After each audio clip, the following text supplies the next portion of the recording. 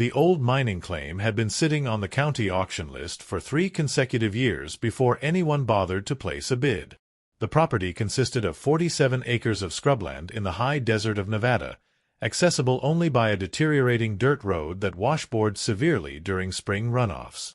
The main feature was a played-out silver mine that had been abandoned in the late 1960s, its entrance boarded up with weathered planks that bore faded warnings about unstable shafts and toxic gases.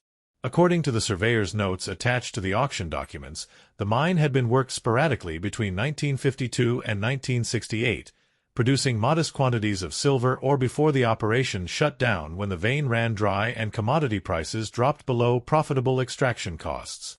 Thomas Whitfield had spent 42 years working mineral claims across the western United States, developing an instinct for geological formations that might still harbor valuable deposits overlooked by previous operators. His career had taken him from the copper country of Montana to the gold fields of California, from uranium deposits in Wyoming to the silver districts of Colorado. Now approaching 70 years old with a modest pension from his decades of legitimate mining work and consulting, he had been searching for one final project that might occupy his retirement years and perhaps yield enough profit to leave something substantial for his grandchildren. The auction listing caught his attention not because of the silver mine itself, which geological surveys confirmed had been thoroughly exhausted, but because of the property's location and the unusual details buried in the historical records. The parcel sat adjacent to what had once been a significant government testing facility operated during the height of the Cold War, though the specific nature of that facility remained curiously vague in public documents.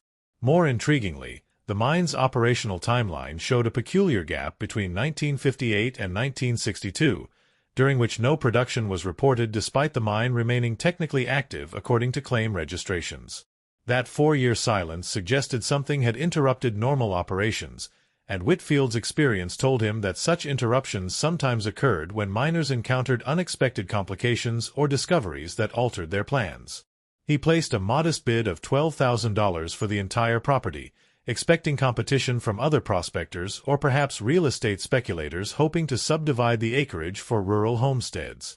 Instead, his bid went unchallenged, and within 6 weeks, he found himself holding clear title to the land, the abandoned mine, and whatever secrets might be hidden within the mountain.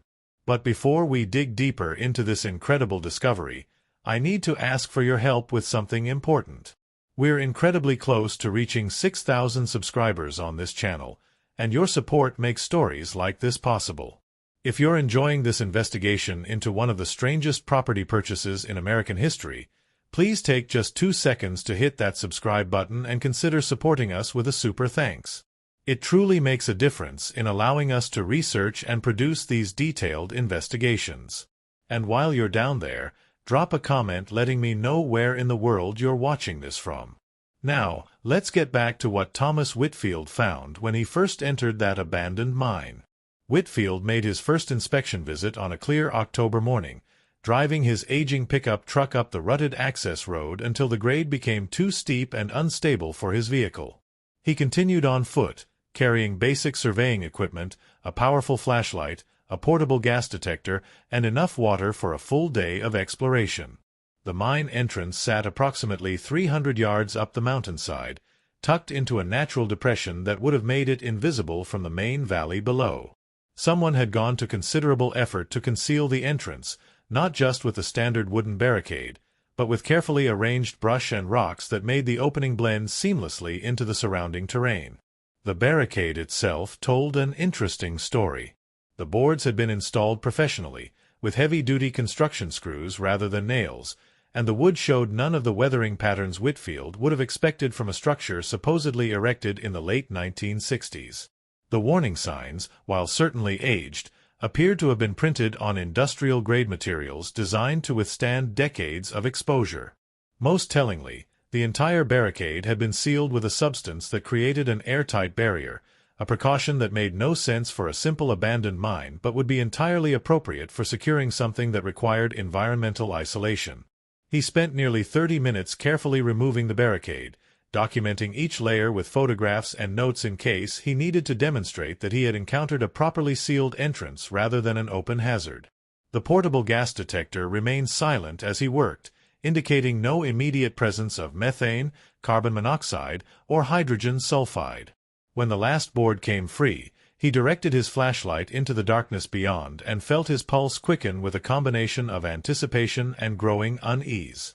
The mine shaft extended horizontally into the mountain, rather than descending at the steep angle typical of silver operations in this region. The walls showed clear evidence of modern excavation techniques, with smooth surfaces that spoke of mechanical boring equipment rather than the hand drilling and blasting methods that would have been standard for a 1950s-era silver operation. Support structures consisted of steel beams and reinforced concrete rather than the timber frames typical of period mining, and the entire passage had been sized to accommodate vehicle traffic rather than just miners and/or carts. Whitfield proceeded cautiously, his flashlight beam sweeping across walls that showed no visible veins of silver or evidence of mineral extraction. The floor had been graded and surfaced with crushed aggregate that remained remarkably level despite decades of abandonment. Approximately 100 feet into the mountain, the passage widened into a staging area where someone had installed electrical junction boxes and mounted industrial lighting fixtures that hung dark and useless without power. The walls in this section bore the ghostly outlines of removed equipment, with bolt holes and mounting brackets suggesting that substantial machinery had once occupied the space. Beyond the staging area, the passage continued deeper into the mountain, descending at a slight grade that seemed engineered for drainage rather than following any natural ore deposit. Whitfield followed this corridor for another 200 feet before reaching what appeared to be the end of the excavation. A massive steel door blocked further progress, its surface covered in peeling paint that had once been industrial yellow but had faded to a sickly cream color. The door stood 8 feet tall and perhaps 6 feet wide, mounted in a reinforced concrete frame that had been poured directly against the excavated rock.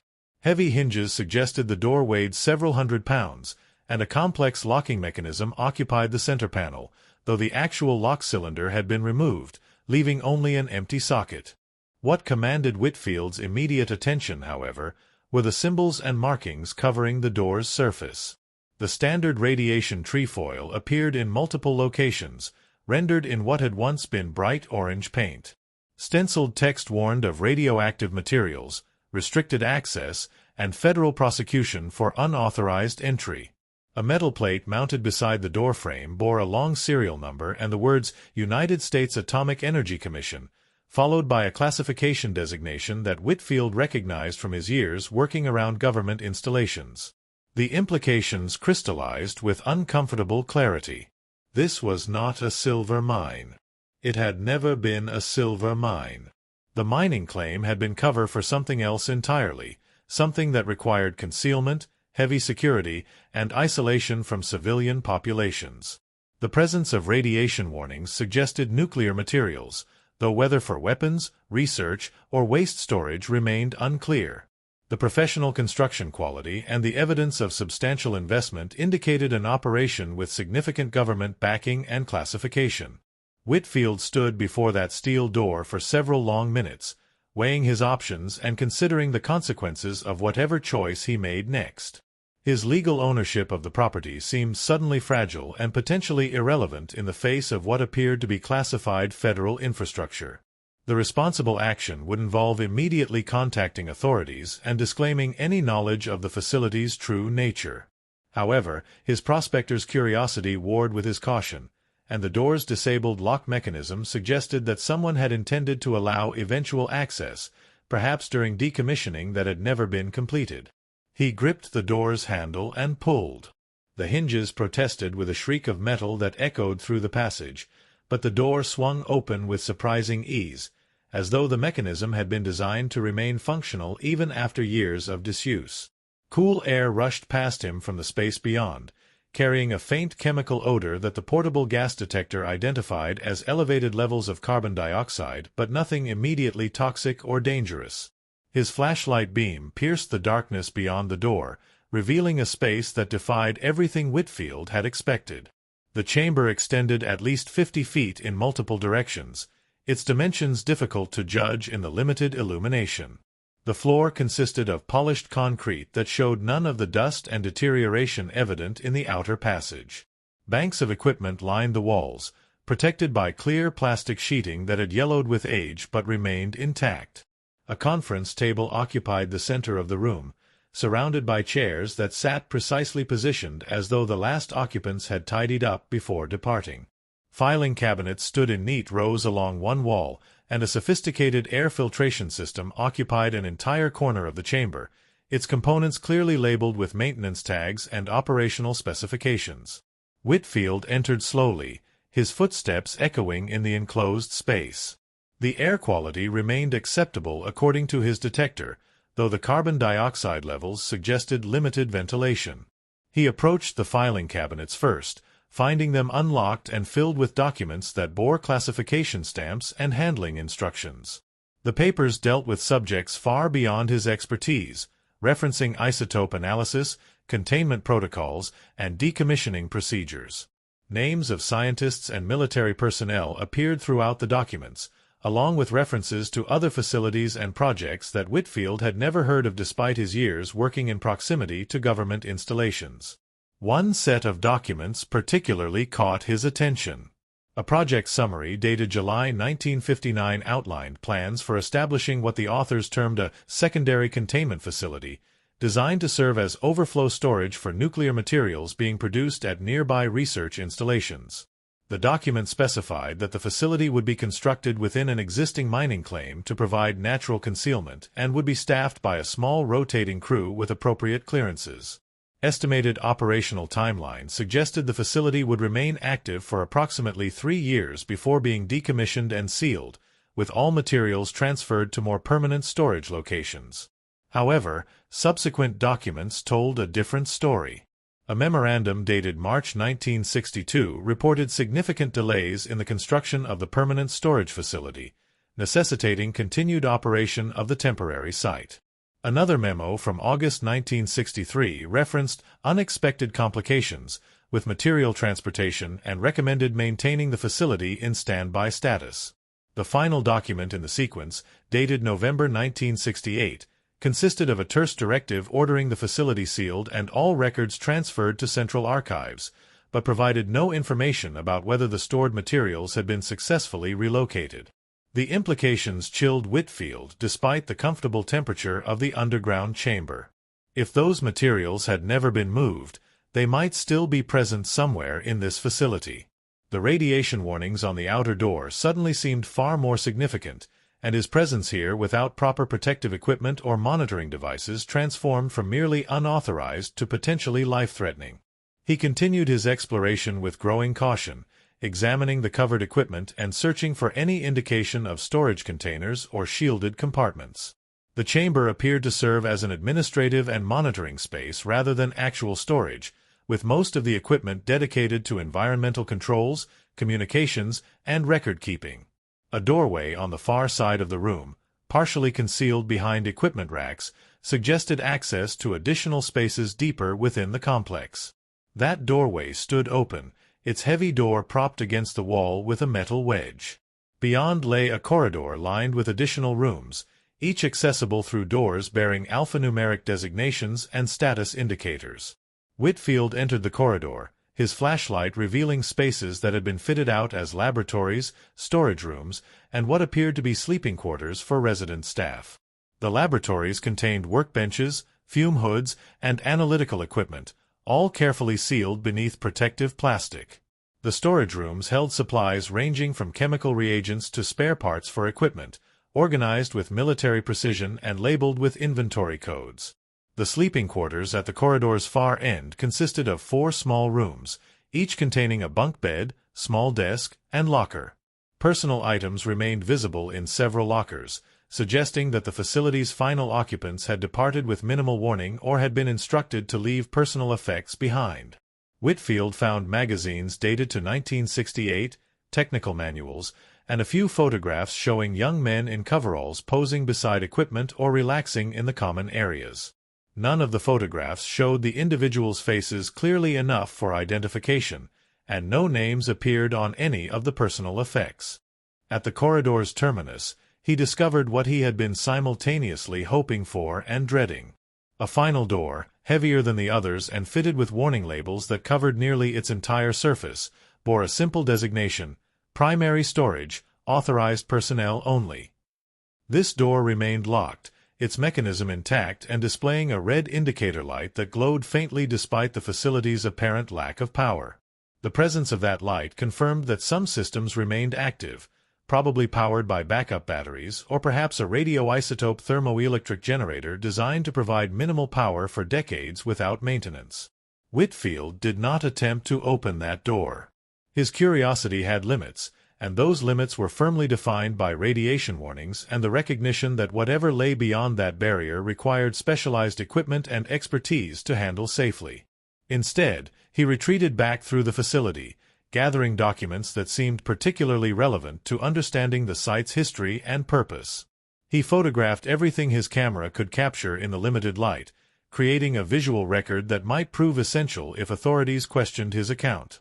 The return journey through the complex and out to daylight felt longer than his descent, though his watch confirmed only 2 hours had elapsed since he entered. The autumn sun felt impossibly bright after the darkness of the underground facility, and the mundane sounds of wind through sagebrush seemed surreal compared to the silent chambers he had been exploring. Whitfield secured the entrance as well as possible without completely reinstalling the barricade, knowing that concealment was now pointless but hoping to prevent accidental entry by hikers or curious locals. He spent the remainder of the afternoon in his truck, reviewing the documents and photographs while trying to formulate a plan for reporting what he had discovered.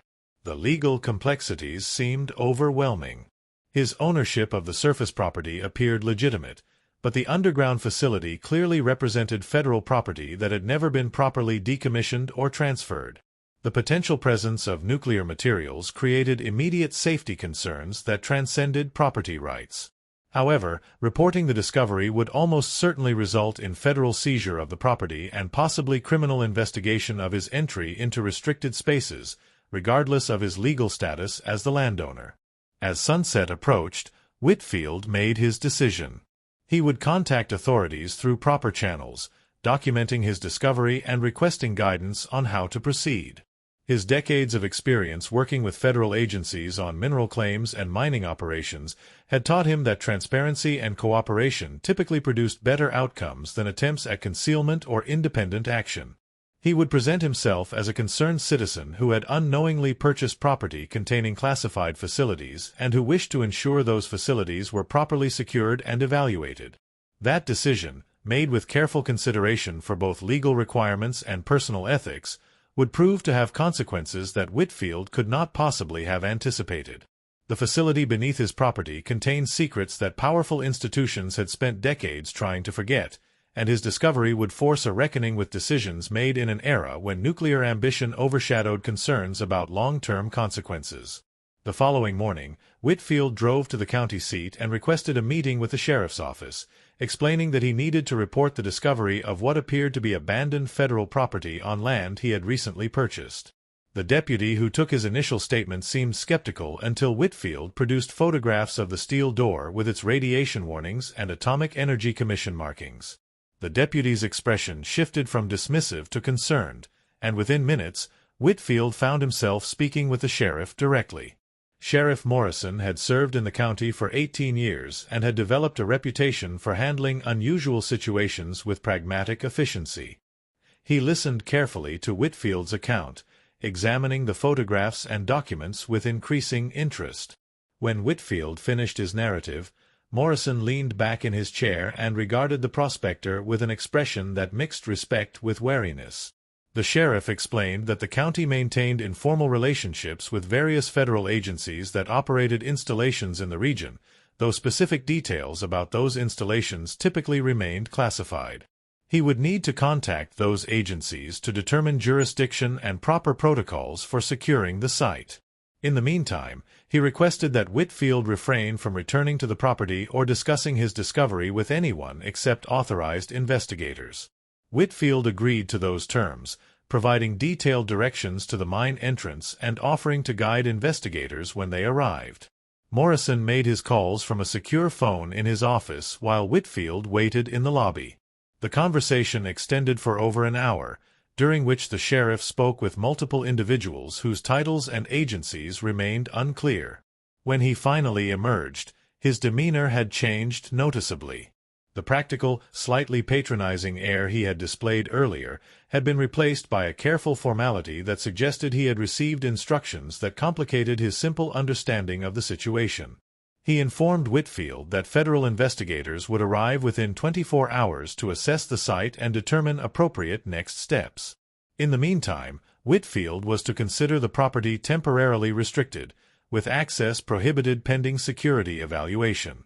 The sheriff stopped short of explicitly confining Whitfield to town, but his tone implied that attempting to leave the area would be viewed poorly by authorities who were now very interested in the prospector's activities. Whitfield spent that night in a local motel, reviewing his own copies of the documents and photographs while trying to anticipate what questions the investigators might ask. Sleep came poorly, interrupted by dreams of sealed chambers and warning signs that glowed with their own cold light.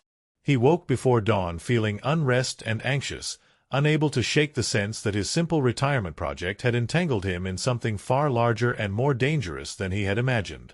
The investigators arrived mid-morning in 3 black SUVs that pulled into the motel parking lot with precise coordination. 6 individuals emerged, dressed in plain suits that marked them as federal agents despite carrying no visible identification. The lead investigator introduced herself as Agent Carruthers from the Department of Energy, though she provided no additional credentials or explanation of her specific role.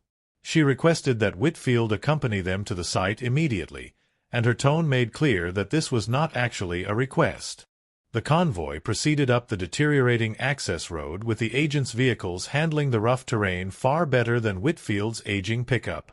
At the mine entrance, the team unpacked specialized equipment including radiation detectors, air quality analyzers, and what appeared to be secure communications gear for maintaining contact with remote supervision. Carruthers instructed Whitfield to remain at the entrance while the team conducted their initial assessment, and 2 agents stayed with him, their presence clearly intended as supervision rather than protection. The investigation team spent 4 hours underground while Whitfield waited in increasingly uncomfortable silence. His escorts declined to engage in conversation beyond basic logistics, responding to his questions with professional deflections that provided no useful information. When Carruthers finally emerged, her expression revealed nothing about what she had found, though the intensity of her focus as she approached Whitfield suggested the situation was being taken very seriously.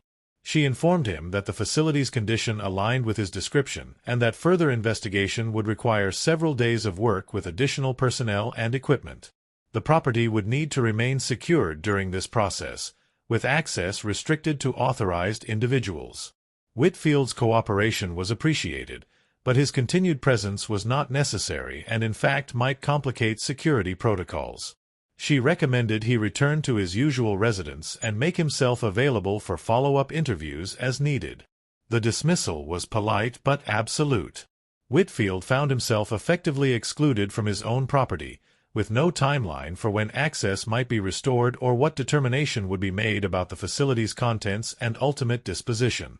He raised objections about his legal rights as the property owner, but Carruthers responded with calm assurances that all relevant statutes and regulations would be respected while also noting that national security concerns sometimes necessitated temporary restrictions on private property access. Whitfield returned to his home in Utah, a modest house in a small town where he had lived for the past 15 years. The following weeks brought a series of visits from various investigators who asked detailed questions about his background, his purchase of the property, his exploration of the mine, and his handling of the documents he had recovered. The interviews maintained a cordial tone, but Whitfield recognized interrogation techniques designed to identify inconsistencies or deceptions in his account. He answered honestly and completely, maintaining his position that he had acted as a reasonable property owner investigating his legal holdings. Media attention began approximately 3 weeks after his initial report. A local newspaper picked up the story from sheriff's office records, publishing a brief article about federal investigators examining an abandoned mine in the county. That article attracted interest from regional media, and soon Whitfield found himself fielding calls from journalists who had managed to track down his contact information. He declined all interview requests, following advice from a lawyer he had retained to protect his interests in what was becoming an increasingly complex situation. The lawyer, a specialist in property rights and federal jurisdiction issues, explained that Whitfield's situation fell into a legal gray area where multiple statutes and regulations intersected with potentially conflicting requirements. The property purchase appeared legitimate, but federal law allowed for reclamation of government facilities that had never been properly decommissioned, particularly when those facilities involved nuclear materials or other classified technologies. The potential presence of radioactive waste complicated matters further, as regulations governing such materials imposed strict controls regardless of property ownership. In early December, nearly 2 months after his initial discovery, Whitfield received a formal letter from the Department of Energy offering to purchase the property for what the letter termed fair market value based on comparable sales and independent appraisal. The offered price significantly exceeded what Whitfield had paid at auction, representing a substantial profit on his minimal investment. However, the letter made clear that acceptance of this offer represented the simplest path to resolving the situation, while implicit in the formal language was a suggestion that declining might result in more complicated legal proceedings. Whitfield considered the offer carefully. The property held no particular sentimental value, and the discovery had transformed what he had hoped would be a pleasant retirement project into an ongoing source of stress and uncertainty. The financial gain was welcome, and accepting would allow him to disengage from a situation that was clearly beyond his ability to control or influence. However, accepting also meant abandoning any chance of learning what had actually been stored in that underground facility and why it had been abandoned with such apparent haste. His decision to decline the initial offer surprised both his lawyer and the Department of Energy representatives. He countered with a proposal that would grant the federal government permanent access easements to the underground facility while preserving his surface rights and mineral claims to the remainder of the property. This arrangement would allow authorities to secure and remediate the facility while recognizing his legitimate property interests. More importantly, it would maintain his legal standing to request information about the facility's history and contents. The negotiation that followed extended across several months, involving multiple rounds of offers, counteroffers, and clarifications of terms. Federal representatives expressed frustration with Whitfield's resistance to a simple sale, but he remained firm in his position. His lawyer proved skilled at identifying leverage points and using media interest as subtle pressure to encourage reasonable compromise. By early spring, an agreement had been reached that substantially matched Whitfield's proposal, with additional provisions guaranteeing compensation for his cooperation and limiting his liability for any issues arising from the facility's contents or condition. The formal investigation and remediation of the facility began in May, conducted by specialized teams that arrived with extensive equipment and operated behind security barriers that completely enclosed the mine entrance and surrounding area. Whitfield watched from a distance, his surface rights allowing him to remain on other portions of the property. The operation continued for 3 months, with heavy equipment removing sealed containers that were loaded into specialized transport vehicles for removal to undisclosed locations. In August, as the remediation work approached completion, Agent Carruthers contacted Whitfield to arrange a final meeting. She arrived at his property alone, a departure from the formal protocols that had characterized all previous interactions. They met at the property's boundary, sitting in camp chairs that Whitfield had set up beneath a shade canopy he had erected for his periodic visits to monitor the remediation work. Carruthers explained that the investigation had confirmed Whitfield's initial assessment of the facility's nature and history. The site had indeed served as temporary storage for nuclear materials during the early 1960s, part of a network of similar facilities established when primary storage capacity proved insufficient for the rapid expansion of weapons and research programs. The facility had been intended for decommissioning in the mid-1960s, but bureaucratic complications and budget constraints had delayed the process repeatedly. Eventually, the facility had simply been sealed and largely forgotten as personnel rotated to new assignments and institutional knowledge faded. The materials recovered from the site consisted primarily of low-level radioactive waste from research operations, nothing approaching weapons-grade material or highly dangerous substances. However, the storage conditions had been inadequate, and several containers had degraded over the decades, creating potential contamination issues that required careful remediation. The location within a mining claim had been deliberately chosen to provide concealment, But this strategy had backfired when the claim system's complexity allowed the property to eventually enter public auction without proper screening for the facility's presence. Carruthers acknowledged that the situation represented a systemic failure of record-keeping and institutional memory. Similar facilities likely existed at other locations throughout the western United States, forgotten remnants of an era when nuclear ambition moved faster than planning for long-term consequences. Whitfield's discovery had prompted internal reviews designed to identify other potentially abandoned sites, a process that would probably require years to complete thoroughly. She concluded by thanking Whitfield for his cooperation and responsible handling of a situation that could have developed far more negatively. His decision to report the discovery immediately rather than attempting to explore further or profit from selling the story to media had prevented potential safety issues and allowed for proper remediation. The Department of Energy would be recognizing his cooperation formally, though specific details of that recognition remain subject to security review. Whitfield asked the question that had troubled him since his first descent into the facility. Had anyone been harmed by the materials stored in that underground chamber? Had the facility's abandonment created contamination or exposure risks that affected surrounding communities or individuals who might have entered the mine before it was properly secured? Carruthers's response came carefully, her words chosen with obvious consideration of classification requirements and her assessment of what Whitfield deserved to know. The preliminary environmental analysis suggested that contamination had remained confined to the immediate facility area, with no evidence of significant migration into surrounding soil or groundwater. No records existed of unauthorized access to the facility between its abandonment and Whitfield's discovery, and monitoring of his own radiation exposure following his initial exploration showed no concerning levels. The situation had been dangerous in potential but appeared to have been resolved before causing actual harm. The reassurance felt incomplete to Whitfield, laden with qualifiers that suggested uncertainties hidden behind officially confident assessments. However, he recognized the limits of what Carruthers could or would reveal, and he appreciated her willingness to provide even this level of candor. They parted with mutual expressions of respect, and Whitfield watched her vehicle disappear down the access road, carrying with it the last formal connection to the extraordinary discovery that had transformed his final mining venture into something far stranger than he had ever imagined. The property remained his, though access to the underground facility had been permanently sealed with modern materials designed to last indefinitely.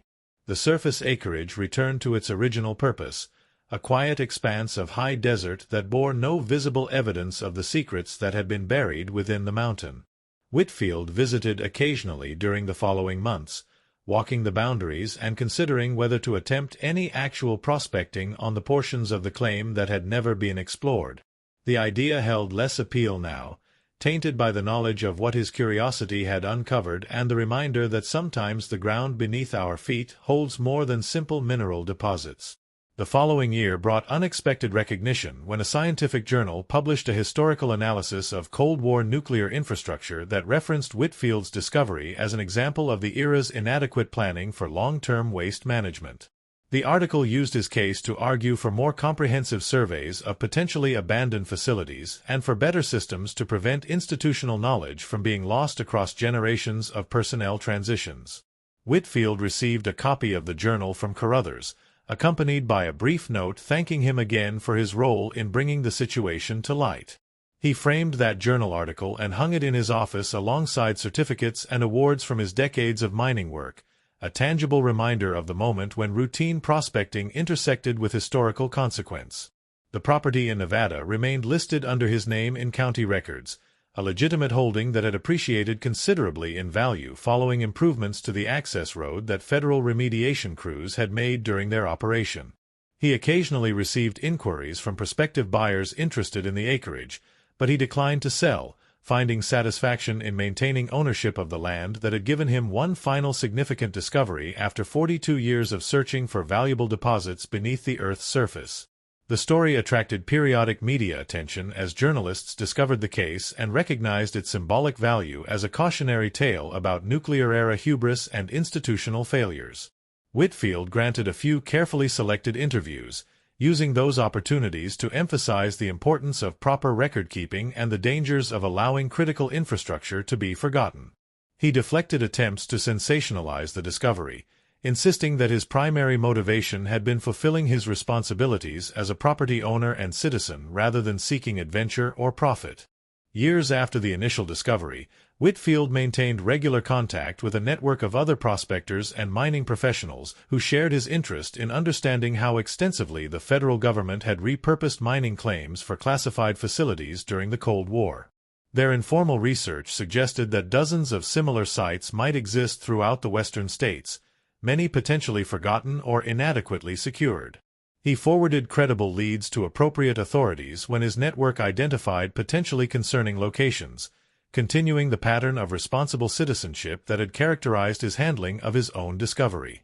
As we conclude this remarkable story of an accidental discovery that revealed decades of institutional failure and forgotten nuclear legacy, I want to ask one more time for your support. We're so close to 6,000 subscribers, and channels like this exist only because viewers like you take action. If this investigation into Thomas Whitfield's incredible find interested you, please subscribe now and consider leaving a super thanks to support continued research into these fascinating historical mysteries. And don't forget to comment below with your location.